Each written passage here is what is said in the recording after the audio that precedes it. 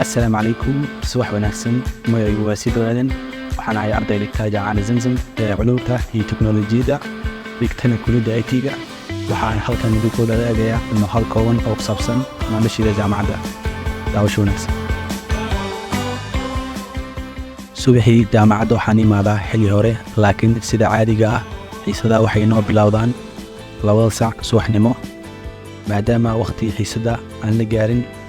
aniga iyo asxaabteyda hadda waxaan u soconaa library-ga waxaana diyaarinaynaa final project-ii ee semesterkan kadibna waxaan aadaynaa xiisada.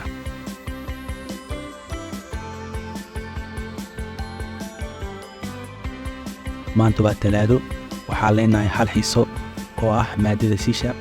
array waxay ka mid tahay waxyaabaha ugu muhiimsan marka la isticmaalayo programming language uu la joogo qaybaha ugu waaweyn gaar ahaan arrayda iyo muxuu ahay methodska.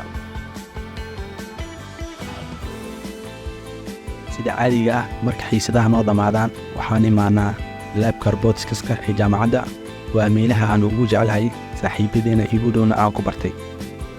aniga iyo asxaabteyda maanta waxaan ka shaqaynaynaa gacan yar oo robot ah taasoo ku qaban karta waxyaabaha qaar ee aad u dirsato. marka aan dhamaynayna waxaan idinla wadaagi doonaa natiijada insha Allah.